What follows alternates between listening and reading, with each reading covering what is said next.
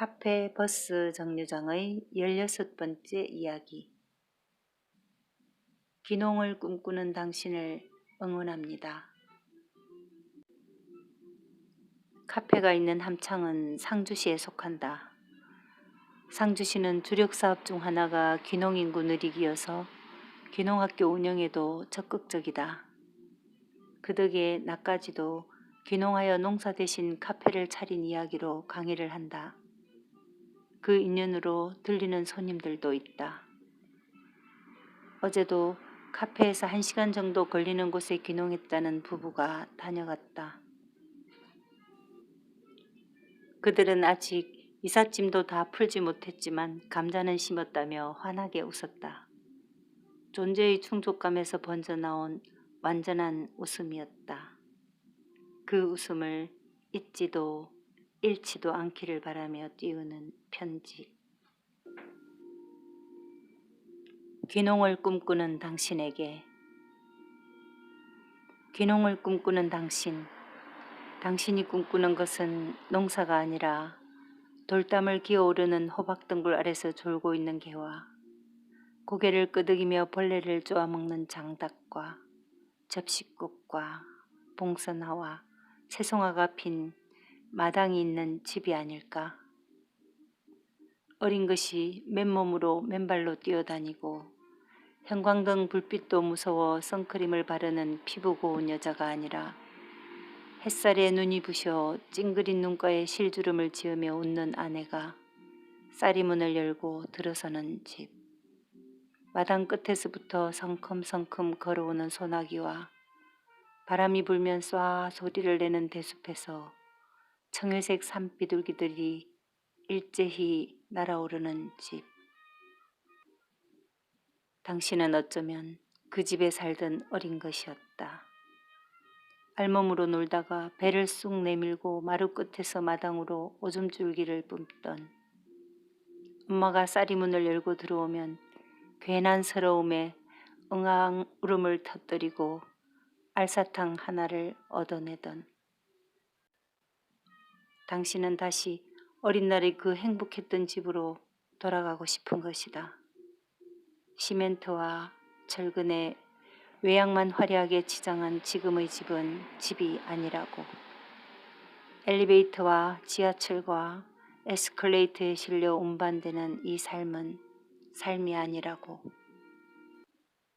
당신은 지금 매달 꼬박꼬박 통장에 찍히는 월급에 더 이상 영혼을 자당 잡힐 수는 없다고 중얼거린다. 온 가족이 각자 스마트폰과 더 많은 대화를 나누는 인간 소여의 예고편을 체험하는 집과 감당할 수 있는 체온을 벗어난 높은 교육열에 터무니없는 대가를 치르면서 살고 싶지는 않다고.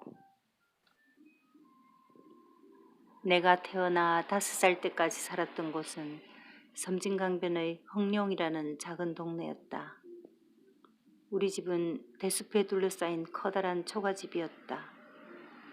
쌀이 대문 곁에는 집채만한 바위가 있고 뒷곁에는 커다란 앵두나무가 있었으며 울타리는 탱자나무로 빙 둘러쳐져 있었다. 옛날 이야기책에 사파로 그려진 그림과도 같은 시골집. 그러나 누군가 고향에 대해 물으면 나는 꼭 국민학교를 다니던 시절의 악양집을 떠올린다.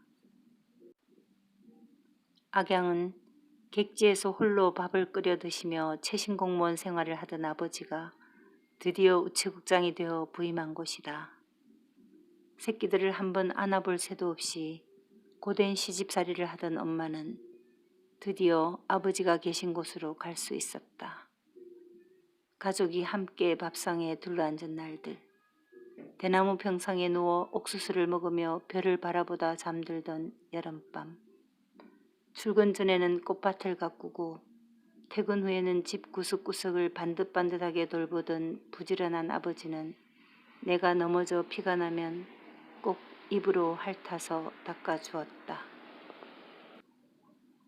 엄마가 회초리로 때려도 죽으라고 잘못을 빌지 않는 나를 꼭 안아주며 잘못했다고 해라 하던 아버지. 다섯 남매를 먹이고 입히느라 돼지와 닭과 콩나물을 키워 팔며 지아비의 월급을 축내지 않으려 애썼던 엄마. 아버지와 엄마가 행복하여서 우리도 행복했던 집. 5년 후 엄마는 넓은 집을 사는 대신 면장 사모님의 교육열의 자극을 받아 어려운 형편을 무릅쓰고 자식들을 모두 도시로 내보냈다. 그리고 장담하건대 우리 가족의 행복은 끝이 났다.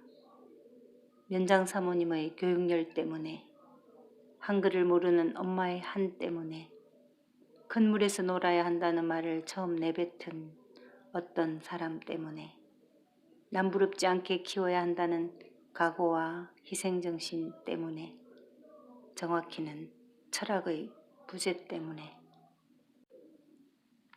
당신과 나는 그렇게 도시로 보내진 금쪽 같은 자식들이다.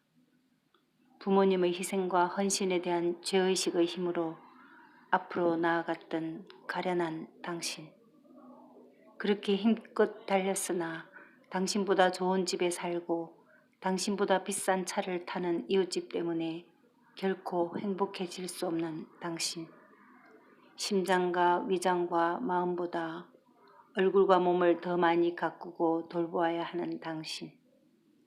자식을 큰 물로 보내기 위해 기러기 아빠가 되기도 했던 당신은 자신의 역할을 끝낼 즈음에야 부모의 한을 되풀이한 자신을 발견하고 달리기를 멈추게 된 것이다. 엄마가 건네준 알사탕 한 알이면 금방 행복해졌던 어린 당신.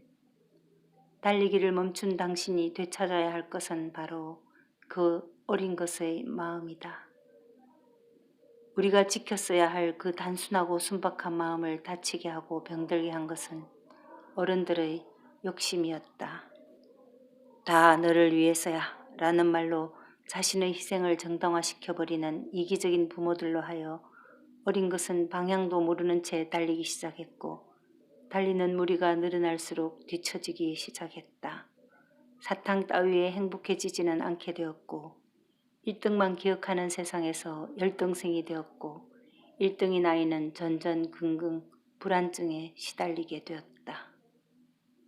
한때 그 어린 것이었던 당신은 이기적인 부모가 되어 자신의 강박증을 자식에게 물려주었다. 모든 타임스의 한 장면처럼 모두가 미친 듯이 맞물려 돌아가는 이 악순환의 톱니바퀴에서 누군가는 빠져나와야 한다는 것을 당신은 안다. 이제 당신은 알사탕 하나에 행복해져 버리는 그 아이로 돌아가기로 했다. 당신에게 응원의 박수를 보낸다.